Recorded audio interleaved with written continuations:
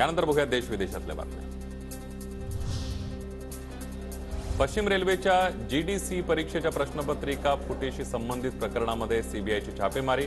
मुंबई, सुरत, अमरेली, नवसारी, बक्सरसह 12 ठिकाणी सीबीआयचे छापे।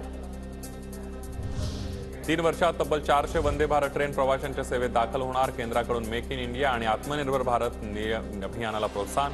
50,000 कोटींचा खर्च करत रोजगार निर्मितीचं लक्ष्य। अदानी गुजरातमध्ये 5 वर्षांमध्ये 2 लाख कोटी रुपयांची गुंतवणूक करणार। गौतम अदानींची घोषणा। इराणमध्ये 2 महिलांना शिक्षा। हिजाब न घातल्यानं चाबकाचे फटके आणि तुरुंगवास। इराणमध्ये महिलांना सार्वजनिक ठिकाणी हिजाब बंधनकारक।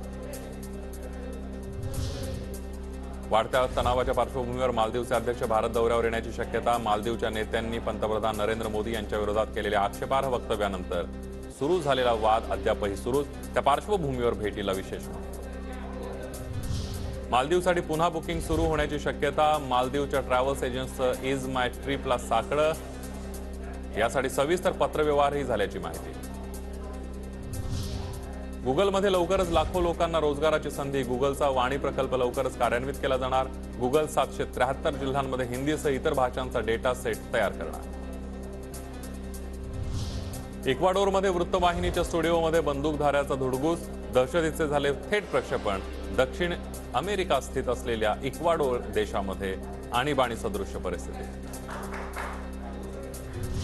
लालू प्रसाद यादव आणि कुटुंबियांविरोधात ईडीचा आरोपपत्र। रेल्वेमध्ये नोकरीच्या बदल्यात जमीन घोटाळ्याप्रकरणी यादव कुटुंबियांविरोधात पहिला आरोपपत्र दाखल।